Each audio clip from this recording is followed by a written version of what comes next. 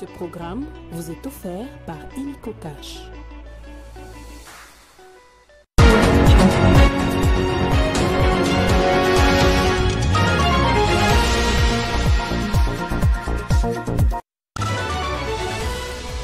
Au sommaire de ce journal, États généraux du portefeuille, le chef de l'État Félix Tshisekedi a ouvert ses assises de 6 jours ce lundi. L'objectif est de faire des entreprises publiques un levier puissant du développement de la RDC. Autre titre, mobiliser la jeunesse africaine dans la lutte contre la corruption pour des lendemains meilleurs. C'est le thème de la conférence commémorative de la Journée internationale de lutte contre la corruption célébrée ce lundi. Libération d'un meurtrier au parquet de Kalamou, un dossier qui est devenu viral sur les réseaux sociaux et qui entache l'image des cours et tribunaux de la RDC. Le patron de la cassation, Firmin Vondé, s'est rendu sur place. Question de prendre en main le dossier. L'info, c'est l'heure sur Télé 50. Bienvenue à tous à la une de l'actualité. Comment booster les entreprises du portefeuille de l'État considérées comme des canards boiteux, une problématique qui pourrait être résolue après les États généraux organisés par le ministère du portefeuille. Le chef de l'État, Félix Tshisekedi, a lancé les assises qui se proposent de faire des entreprises publiques un levier puissant du développement de la République démocratique du Congo. Faire des entreprises du portefeuille de l'État un puissant levier de croissance économique et de développement social en République démocratique du Congo est le thème choisi pour ces États généraux des entreprises du portefeuille de l'État. Et le chef de l'État, Félix-Antoine Tshisekedi Tshilombo, a ouvert les assises. Ce rassemblement, né de l'exécution de mes instructions, est une opportunité historique de redéfinir le rôle et l'avenir de nos entreprises publiques dans la transformation économique et sociale de notre pays. Ces forums qui se proposent de faire des entreprises publiques un levier puissant de la croissance et du développement de la RDC. Les participants à ces forums vont durant 5 jours poser les diagnostics de ce secteur en examinant les maux dont souffrent la plupart des entreprises du portefeuille de l'État.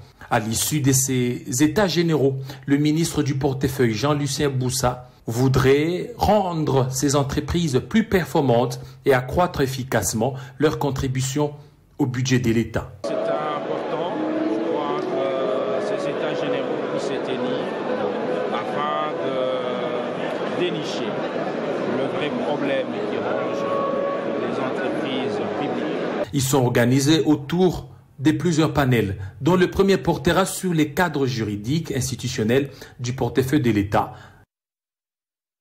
Dans l'actualité également, le chef de l'État, Félix Tshisekedi, a ouvert ce lundi la conférence commémorative de la Journée internationale de lutte contre la corruption sous le thème « Mobiliser la jeunesse africaine dans la lutte contre la corruption ».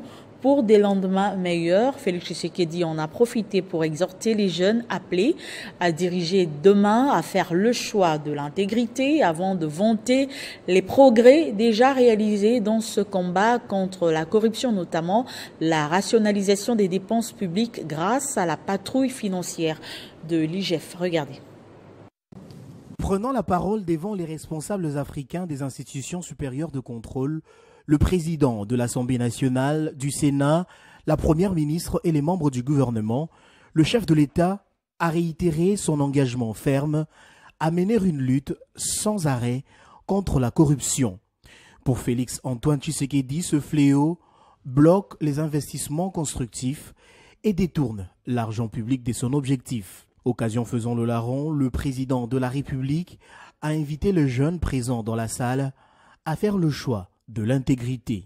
Dans un pays comme la République démocratique du Congo, riche de ses ressources naturelles, de ses hommes et de ses femmes, de son histoire, de sa jeunesse nombreuse et dynamique, la corruption constitue un frein cruel. Elle bloque les investissements constructifs, entrave l'amélioration des services publics, fragilise notre système sanitaire et éducatif, alimente l'injustice et creuse les inégalités. Tour à tour, l'inspecteur général, chef de service de l'IGF est le secrétaire exécutif du Forum des inspections générales d'État et institutions de contrôle assimilé FIGE, ont remercié le président de la République, Félix Antoine Tshisekedi, d'avoir rendu possible la tenue de cette conférence. Nous sommes en train de nous battre avec une génération de gestionnaires publics mal formés ou formés à la prédation. Et nous comprenons que dans le cadre de la prévention, pour rassurer un avenir meilleur, il faut aller dans la sensibilisation au niveau des jeunes. C'est au fait une recommandation des Nations Unies. Nous allons travailler au niveau des universités, au niveau des écoles, au niveau de toute la jeunesse politique, jeunesse ouvrière, des gens qui demain seront aux commandes du pays pour qu'ils comprennent que les valeurs d'intégrité, les valeurs de bonne gouvernance, les valeurs de patriotisme et l'amour du pays constituent des valeurs essentielles pour qu'un pays puisse aller de l'avant. Signalons que c'est sous les auspices du président de la République que l'Inspection générale des finances, de concert avec le Forum des inspections générales d'État et institutions de contrôle assimilé FIGE, a organisé cette conférence commémorative de lutte contre la corruption. Je l'annonçais au sommaire après la libération d'un prévenu coupable de meurtre qui aurait été remis en liberté au parquet de grande instance de Kalamou. Le procureur près la Cour de cassation, Firmin Vondé, a effectué une descente au parquet de Kalamou justement pour s'imprégner de cette affaire qui est devenue virale sur les réseaux sociaux. Comme dans ses habitudes, le procureur général pris la Cour de cassation, Firmin Vondé, ne s'est pas séparé de sa casquette d'homme des terrains. Pour ces jours, c'est une visite d'inspection au parquet des grandes instances de Kalamou, précisément dans les quartiers Matongé. Dès son arrivée, le PGR a commencé avant tout par voir les conditions des détenus du parquet de Kalamou tout en écoutant leurs plaidoiries. Sans perdre de temps, le procureur général n'a pas tardé de s'imprégner des différents dossiers qui sont instruits à Kalamou, dont celui qui est devenu viral sur les réseaux sociaux d'un prévenu coupable de meurtre qui aurait été remis en liberté. J'étais encore à Johannesburg lorsque, par le fait des réseaux sociaux, j'ai appris au parquet de grande instance de Kalamou un prévenu coupable de meurtre, d'assassinat ou que sais-je, mais à la base de la mort d'une personne avait été remise en liberté. Les faits me sont parus tellement graves que j'ai décidé d'arriver sur place et je viens de compulser le dossier administratif. Il y a des faits qui méritent d'être approfondis, d'être vérifiés. Aussi, j'ai instruit que l'ouverture du dossier, d'une part disciplinaire et d'autre part judiciaire, pénale, soit entamée. J'ai responsabilisé le procureur général près la cour d'appel de Kinshasa-Gombe de se mettre à la tâche. Juste après, s'en est suivi d'une causerie morale avec les magistrats de ces parquets avec des instructions claires et bien précises ayant comme mot-clé abattre un bon travail. Les restauratrices des communautés appelées communément Maman Malewa ont reçu les encouragements de la ministre des Affaires sociales, Action humanitaire et solidarité nationale, Nathalie Aziza Mounana, et l'association sans but lucratif Action pour le développement dans le relèvement du tissu économique de la République démocratique du Congo. Elles ont été exhortées de quitter l'informel pour le formel. La ministre des Affaires sociales, l'Action humanitaire et solidarité nationale, Nathalie Aziza Mounana, a parrainé le dîner des galas en faveur des restauratrices des communautés appelées communément Maman Malewa, organisé par l'Action pour le développement durable, une ASBL belge qui travaille pour le développement de la République démocratique du Congo et plus particulièrement les relèvements du tissu socio-économique des femmes et jeunes filles de la ville-province de Kinshasa. Je suis très honorée de compter parmi les filles de cette grande dame, l'excellence Nathalie Aziza Mounana. Plusieurs activités étaient organisées, des chants folkloriques, des témoignages des Maman Malewa, sketchs, projection des activités de Nathalie Aziza Mounana dans plusieurs domaines humanitaires, prise en charge des vulnérables, pour ne citer que cela. Ruban blanc sur sa blouse rouge, signe de paix et d'espoir pour les restauratrices des communautés Pour Nathalie Aziza Mounana, ce dîner répond aux besoins de l'autonomisation de la femme et jeune fille. Tout au début de mon ministère, je vous ai dit, je vous accompagnerai tout au long de mon mandat parce que vous avez le potentiel que le Congo a besoin, que Maléoa soit dans le Grand Katanga, dans le Grand Kasaï, un peu partout, et que vous soyez le modèle. Le potentiel que la femme congolaise a, je me sens obligée de l'accompagner pour le Congo de demain. Un moment émouvant, celui des défilés des modes sous les applaudissements du public, ce qui n'a pas laissé indifférent la ministre des Affaires sociales, Nathalie Aziza Mounana. À l'occasion du mois de décembre dédié à la lutte contre le VIH-Sida, Nathalie Aziza Mounana s'est fait accompagner d'un échantillon de 12 médecins de la Fondation Calixte Mounana, tous en ruban rouge sur leur veste pour sensibiliser contre la pandémie. C'est dans une ambiance conviviale que s'est clôturé le dîner de gala.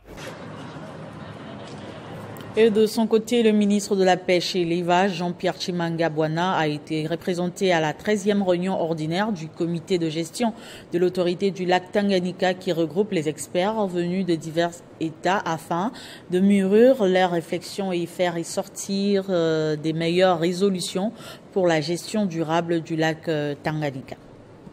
Cette 13e réunion ordinaire du comité de gestion de l'autorité du lac Tanganyika a réuni les experts et membres de 4 pays riverains, à savoir la RDC, la Tanzanie, la Zambie et le Burundi. Il était question pour ces pays de valider les travaux en cours et perspectives selon les prescrits de leurs documents statutaires. Les experts vont pouvoir évaluer les recommandations énumérées dans la précédente afin d'avoir à quel niveau ces recommandations ont été utiles. Pour Madame Pascaline Bangou, au ministère de la Pêche et Élevage, représentante du ministre Jean-Pierre Tshimanga Bwana, a salué la tenue de ces assises tout en demandant aux membres du comité ALT d'approfondir leurs réflexions et faire ressortir des meilleures résolutions pour la gestion durable du lac Tanganyika. Dans un passé très récent, le lac Tanganyika a connu une montée spectaculaire du niveau d'eau et des dégâts énormes ont été enregistrés. Les résolutions issues de la 3e session extraordinaire de la conférence des ministres de l'autorité du lac Tanganyika ont calmé les esprits hantés par ce phénomène calamiteux. Le directeur exécutif de l'autorité du lac Tanganyika donne l'essence de cette rencontre avant de remercier la République démocratique du Congo qui a payé toutes ses contributions et n'accuse aucun arriéré. Nous avons identifié les actions à court, moyen et long terme, mettre en œuvre la charte que nous avons signée et qui constitue un document qui harmonise les mesures dans les 4 pays riverains du lac Tanganyika. La gestion du lac Tanganyika nécessite une attention particulière pour éviter des catastrophes naturelles. Les gestionnaires des dépôts d'armes et ceux des militaires FARDC sont appelés à bien jouer leur rôle en cette fin d'année, ceci après avoir découvert des armes de guerre entre les mains des civils maîtrisées heureusement par les services de sécurité. Ils ont été présentés ce lundi à la presse à Goma. Ce revolver ainsi que cette arme de guerre ont été retrouvés entre les mains des civils. Selon la 34e région militaire, les civils qui les détenaient ont été tués dans une justice populaire et d'autres sont encore en fuite. À la même occasion, le service de renseignement de l'armée a présenté d'autres bandits arrêtés à Goma. L'autorité urbaine, le commissaire supérieur principal Kapend Kamal Faustin, lance un message aux responsables des FARDC pour la gestion de ces hommes et leurs armes. Le maire de Goma a profité de cette occasion pour lancer aussi un message au ministre de la Justice Constant Moutamba pour décourager le banditisme urbain. Et les fumeurs de chanvre avec le preuve à l'appui, je pense que comme son Excellence Monsieur le ministre d'État, la justice et garde des Sceaux, nous attendons et la population de Goma attend avec fermeté l'opération qu'on appelle peine de mort, la mise en œuvre de la peine de mort. Et c'est ce que nous attendons parce que plus de 600 bandits à main armée dans la prison centrale de Mouzenzé de Goma et plus de 300 armes de guerre déjà récupérées. Je pense que c'est costaud. Nous devons nous assumer. Au lieu de désengorger notre prison, le souhait le plus ardent, qu'on nous donne l'ordre d'exécuter tous ces bandits sur place. Le personnel et les prestataires de la santé ont pris d'assaut les rues de la Gombe pour exprimer leur ras-le-bol face aux auteurs de la spoliation de leur patrimoine immobilier. Si les autorités n'agissent pas tôt, les agents de la santé menacent de sécher les hôpitaux. Selon les syndicats, suite à cette pression, le travail a même été brièvement interrompu à la division provinciale de la santé.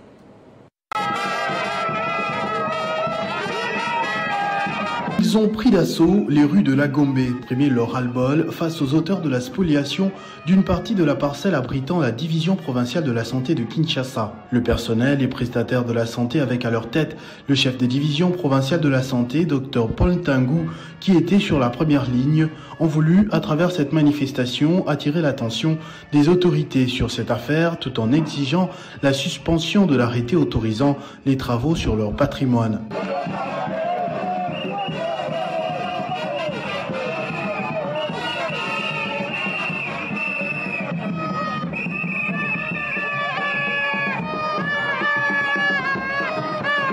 Si les autorités n'agissent pas tôt, les agents de la santé menacent de sécher les hôpitaux, a lâché un syndicaliste dans la foulée.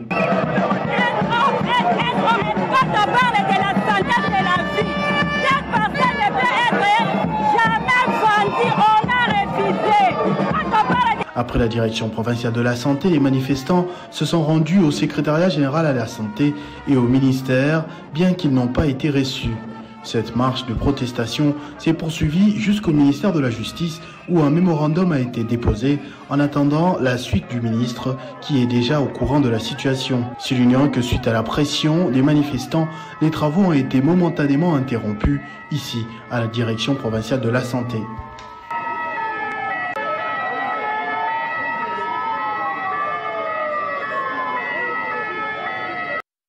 Parlons politique à présent. Deuxième force de la majorité parlementaire, l'Alliance des forces démocratiques du Congo et alliés attend la mise en place de la commission multidisciplinaire qui va se pencher sur la réforme constitutionnelle telle qu'annoncée par le chef de l'État Félix Tshisekedi à Kisangani. C'est ce qui ressort d'une déclaration politique faite par la FDCA dimanche au cours de la cérémonie de clôture de la deuxième session parlementaire de décembre 2024. Au cours de cette cérémonie de clôture de la deuxième session parlementaire de décembre 2024 du regroupement politique, cher au professeur Modeste Bahati Lukwebo, la FDCA a réaffirmé sa loyauté envers le chef de l'État Félix Tshisekedi et l'a encouragé à poursuivre sa double action diplomatique et militaire en vue de ramener la paix durable à l'est du pays et la sécurité sur l'ensemble du territoire national. La FDCA salue l'acceptation du président de la République, Félix Antoine Tshisekedi Tshilombo, de répondre à l'invitation de son homologue angolais en vue d'épargner aux Congolaises et Congolais de l'Est des affres de la guerre et des morts innocentes. Actualité oblige, la question sur la réforme constitutionnelle a été également évoquée. L'AFDCA attend la mise sur pied d'une commission multidisciplinaire qui s'y penchera, tel qu'annoncé à Kisangani par le chef de l'État. L'AFDCA est donc disposée à y participer. Par ailleurs, l'autorité morale de la FDCA a rendu hommage au chef de l'État et lui a adressé à lui et à sa famille les meilleurs vœux de Noël et de Nouvel An 2025. L'honorable Modeste Bahati a enfin exhorté les élus AFDCA qui partent en vacances parlementaires ainsi que tous les mandateurs, cadres et militants de son regroupement à toujours travailler pour l'amélioration des conditions de vie du peuple congolais. Après évaluation des systèmes politiques déjà expérimentés par la République démocratique du Congo, le ministre du Commerce extérieur, Julien Paluku Kaongia, dans sa casquette de politologue et expert en décentralisation et développement, lance le concept vivement la 4e République. Il est temps pour la RDC, qui est un pays continent, d'expérimenter le modèle américain avec le fédéralisme, a fait entendre le politologue Julien Paluku, d'où la réunion des intelligences pour créer cette 4e République. Une constitution ni parlementaire ni semi-présidentielle, parce qu'il navigue entre les deux. Ma lecture à la suite de toute l'expérience que j'ai accumulée me conforte dans ma thèse de considérer que ni l'État fortement centralisé ni l'État unitaire fortement décentralisé n'ont été des solutions aux problèmes que la République démocratique du Congo a connus. Et donc, au jour d'aujourd'hui, 64 ans après notre indépendance, les pays naviguent entre tâtonnement, pauvreté et immobilisme. Et donc, la France, de laquelle nous tirons souvent beaucoup de notre expérience constitutionnelle, à un certain moment, c'est arrivé à un stade où elle est passée de la 4e à la 5e République. La moyenne de vie des gouvernements est de 15 à 18 mois, ce qui fait que nous sommes presque à plus de 50 premiers ministres depuis 1960. Et donc, Julien Paluku, fort de tout cet argument, saisit l'opportunité pour appeler à un nouveau vocable dans le microcosme politique congolais à la suite de l'appel du président. Ce vocable s'appelle vivement la 4e République. Cette République est importante 64 ans après parce que les 3 autres républiques n'ont pas été une panacée pour les multiples problèmes. Et donc, vivement la 4e République est pour moi l'unique voie par laquelle nous devons expérimenter d'autres mécanismes à l'instar du fédéralisme, parce que pour avoir été gouverneur pendant 12 ans, j'ai dirigé le Nord Kivu qui a une superficie de 59 000 km². Au parti Lumumbiste unifié, le mot d'ordre du secrétaire général, chef du parti, le professeur Willy Makiashi, est respecté.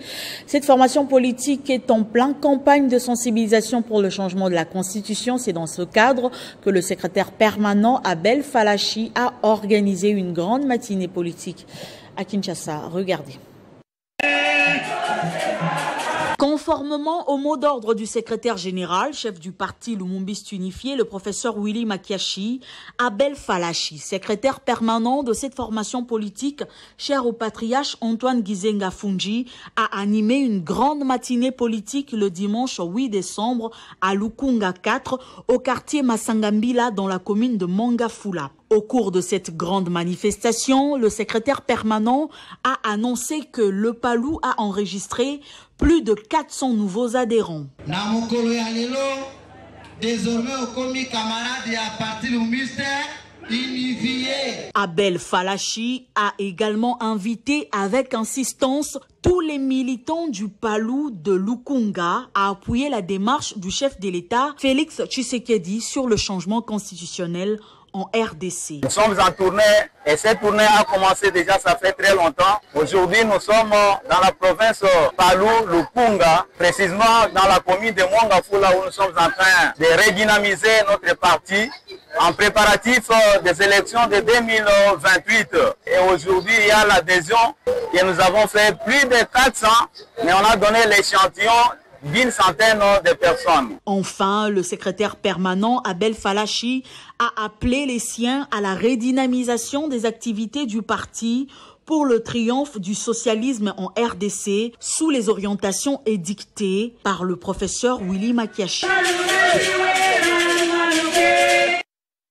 S'exprimant au sujet du changement ou de la révision constitutionnelle voulue par le président de la République, Félix Tshisekedi, le bourgmestre de la commune de Njili, Papi Bumba Ngliema, se dit favorable et s'engage à soutenir l'initiative du chef de l'État. À ce jour, la plupart des opérateurs politiques et toutes les forces vives de la nation, tous pensent que les chefs de l'État, en prenant cette initiative de changement ou réviser la Constitution telle que lui reconnaît la loi fondamentale dont il est le garant, ils cherchent à s'éterniser au pouvoir ou chercher un autre mandat. Loin de là, car nous suivons chaque instant ces déclarations quant à ceux lesquelles déclarations sont imperturbables et les mêmes. Il tient à léguer à la postérité et pourquoi pas à ses successeurs une loi fondamentale pour garantir la souveraineté de notre pays. La question que nous devons nous poser ces jours, c'est de savoir dans quel esprit a été rédigée cette constitution. Où l'a-t-elle été rédigée? Qui en sont les acteurs principaux? Et par rapport à la souveraineté de notre pays, est-ce que cette constitution répond aux attentes de notre population? Voilà pourquoi, en ce jour, étant bourgmestre de la commune d'Ndjili, j'invite tous les Ndjilois et Ndjiloises à s'adhérer derrière son Excellence Félix Antoine Tshisekedi Tshilombo, président de la République, chef de l'État, pour les changements de notre constitution, afin de doter à notre République une loi fondamentale adaptée aux réalités de notre pays. Soutenons donc la position du chef de l'État et adhérons massivement au projet de changement de notre constitution. L'Union pour les valeurs tshisekédistes, parti cher à José Kalala Wakalala, premier vice-président du Sénat, soutient indéfectiblement la démarche du chef de l'État de changer ou de réviser la Constitution. Dans sa déclaration lue par Madame Clarisse Babi Mouika, vice-présidente nationale chargée de la communication, mobilisation, implantation, idéologie et recrutement, l'UVT affirme qu'il est temps que les Congolais rédigent une nouvelle constitution différente de celle issue de la belligérance. UVT, viva! Viva! UVT, viva! Viva! Union pour les valeurs tshisekédistes, UVT, apporte son soutien indéfectible et sans condition à cette initiative salutaire qui offre au peuple congolais souverain l'occasion en or de s'exprimer en vue d'adopter une constitution qui sera entièrement rédigée ou révisée par leurs compatriotes dans un contexte différent de celui de la belligérance dont les conséquences pèsent sur celle en vigueur actuellement. Considérons que la large légitimité dont jouit son Excellence Félix Antoine Tshisekedi Tshilombo est une opportunité à nulle autre pareille offerte aux Congolais pour qu'ensemble, ils changent ou révisent, puis adoptent une constitution qui sera conforme à leur environnement socio-économico-politique, appelé à régir tous les citoyens de la RDC au-delà de leurs différences et de leurs divergences politiques, religieuses, culturelles, sociales, idéologiques, etc. Que vive la République démocratique du Congo, que vive son Excellence Félix Antoine Tshisekedi Tshilombo, président de la République, chef de l'État. Le Rassemblement des jeunes patriotes continue à sensibiliser les jeunes pour un Congo meilleur qu'avant. Samedi dernier, dans la salle Palcom, située à Limité 10e rue, plusieurs jeunes ont réfléchi autour des mots qui freinent le développement de la RDC et en ont proposé les solutions. C'était lors d'une table ronde initiée par Diersingimbi Kinkela, président du RJP. Jeunesse innovante réunie autour d'un leadership éclairé, enjeux et perspectives, c'est le thème de la table ronde organisée par le Rassemblement de jeunes patriotes dans le but de permettre aux jeunes d'exprimer leurs besoins et attentes tout en adhérant à la vision et aux initiatives de Diersingimbi Kinkela, président du RJP. Lors de cette table ronde, les commissions mises en place ont réfléchi et trouvé des solutions face aux différents mots qui rongent la société. Le responsable de la Ligue de jeunes, Michael Ntoa, l'un des organisateurs, a donné la quintessence de cette table ronde. La jeunesse, pour nous, doit trouver des solutions à ces problèmes. Alors, la jeunesse doit réfléchir dans un cadre qui sera propice pour elle, enfin, de dégager des solutions pour présenter à la hiérarchie. Content de voir la manière dont ces assises se sont déroulées, le président de la SBL, Rassemblement de jeunes patriotes, RJP en sigle, Diarsingi Mikinkela, a salué la détermination de jeunes Congolais qui réfléchissent sans répit pour le développement de leur pays. Je dirais tout simplement que la jeunesse est mobilisée autour des actions que mènent les chefs de l'État. Et même tout ce que nous organisons comme colloque ici vont dans le sens d'appuyer justement la démarche du chef de l'État dans ce qu'il fait. Parce que le chef de l'État veut que nous puissions avoir une jeunesse, pas très attentiste, mais une jeunesse capable de formuler des propositions pour la bonne marche du pays.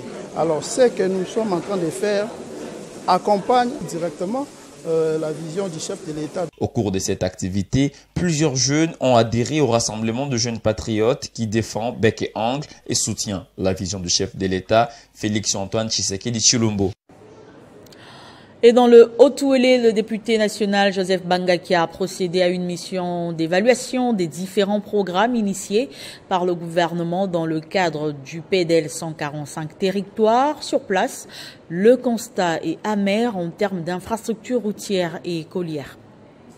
En mission d'itinérance, le député national du territoire de Rungu, dans la province du Haut-Ouélé, Joseph Bangakia, a constaté que l'état de route est fortement dégradé.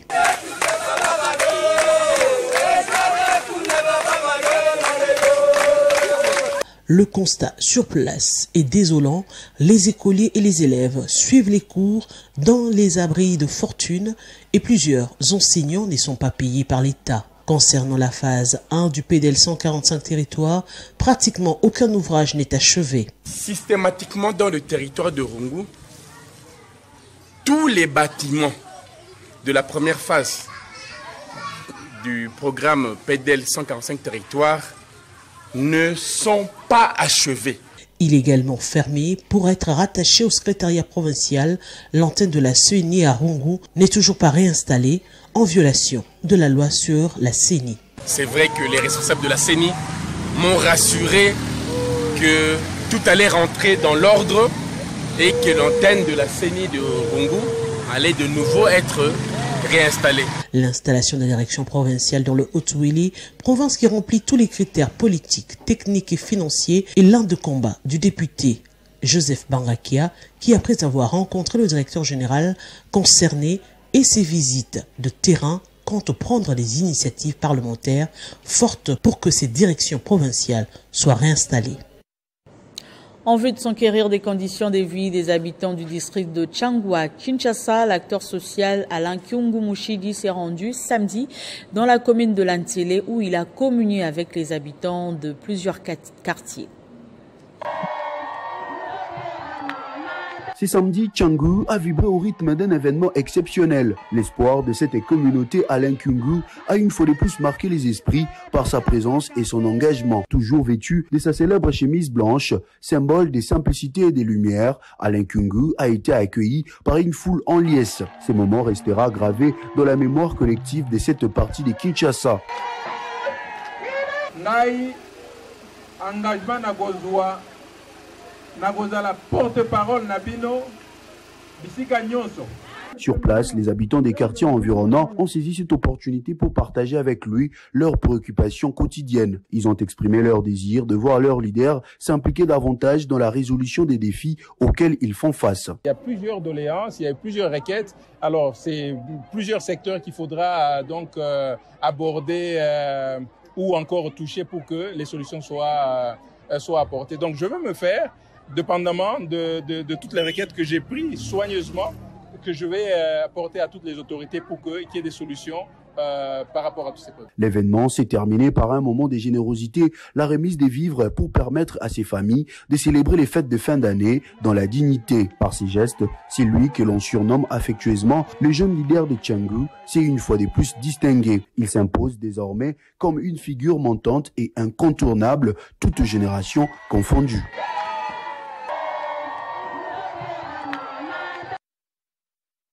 Incarnant la vision du chef de l'État Félix Tshisekedi pour le développement de son pays, le ministre des Finances Doudou Fwamba ne cesse de bénéficier du soutien des siens, à l'instar de l'ASBEL Les Amis de Doudou Fwamba, initiateur de cet ASBEL qui fait la promotion de bonnes actions du ministre des Finances Philippe Matazi est descendu dimanche dans la commune de Lantélé pour sensibiliser à nouveau ses camarades sur les idéaux du ministre des Finances et par l'occasion expliquer le bien fondé de la révision constitutionnelle telle que souhaitée par le chef de l'État Félix Tshisekedi.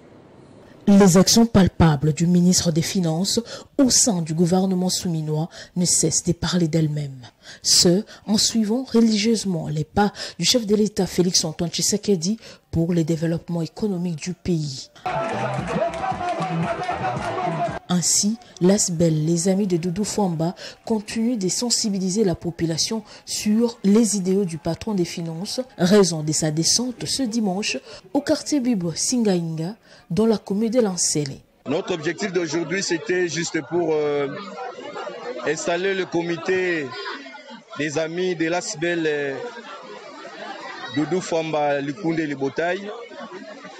Et parler aussi à notre base de Singainga des biens fondés de la révision de la Constitution, soit du changement de la Constitution. Par la même occasion, Philippe Matandi, notable de la Tchangou et initiateur de cet ASBEL, a expliqué le bien fondé de la révision de la Constitution prônée par le président de la République. Vu tout ce que le chef de l'État a évoqué, nous, l'ASBEL, les amis de Doudou Fwamba, nous pensons que le chef de l'État a totalement raison, raison pour laquelle nous le soutenons à 100% à son initiative qui est une initiative noble et allouée. Au-delà du soutien aux bonnes œuvres du ministre des Finances, l'ASBEL, les amis de Doudou Fwamba, lutte également contre la pauvreté et le banditisme urbain par l'organisation des formations professionnelles. Un mot de littérature dans ce journal. Le fondateur de la génération des collègues de Jésus-Christ, Zachary Makofi, est revenu dans un nouvel ouvrage sur le co-créatisme, promesse ténue du temps de la fin. Petit résumé dans ce récit de Christopher Ochompoum. Dans ses écrits, le savant est convaincu que Dieu le Créateur n'enverra plus son Fils Jésus-Christ dans les temps de la fin, mais c'est plutôt lui, le coach des coachs, qui sera présent. Il aura pour mission principale la matérialisation de l'œcuménisme en prenant le seul Dieu, Père de Jésus l'Éternel, alias compassion, comme repère. Le coach des coachs informe ainsi à toutes les confessions religieuses qu'elles sont tenues de contribuer à la construction du temple de l'Éternel aux dimensions de 250 000 places, de peur d'être radié du répertoire des églises du pays. Un temple imposant, ce qui sera le symbole permanent de la manifestation de Dieu le Créateur, du ciel et de la terre, du monde visible et invisible. Le milliardaire des milliardaires poursuit au sujet des fonds collectés sous forme des dîmes, dons et autres qui auront une utilité précise et répartis sur 3 comptes bancaires. 50% pour la création des entreprises et donc l'emploi, 25 pour les financements des recherches en vue de conquérir d'autres planètes et les 25 autres pour les frais des fonctionnements des confessions religieuses cofondatrices.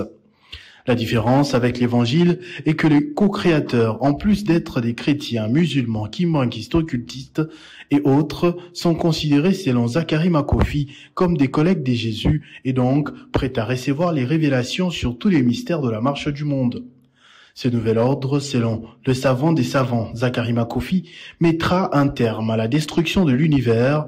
Il appelle donc les chefs d'État du monde, ceux de confessions religieuses, les recteurs des universités, les chefs des médias, à mettre en exécution la matérialisation du co-créatisme dès la connaissance de ce message très important de l'Éternel, alias compassion, avant l'an 2050.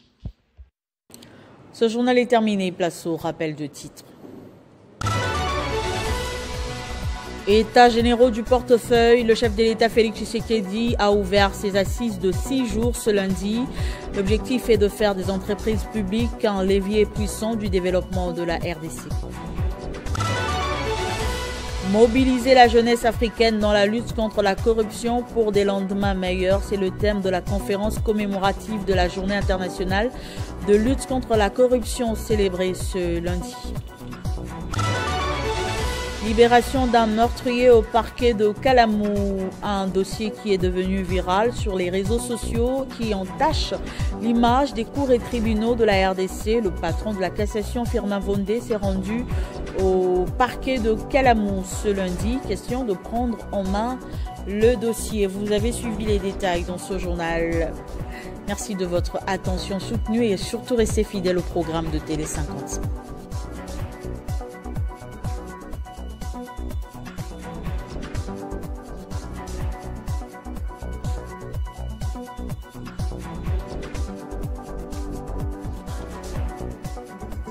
Retrouvez toute l'actualité en continu sur www.tele50.cd. Ce programme vous a été offert par Illico Cash.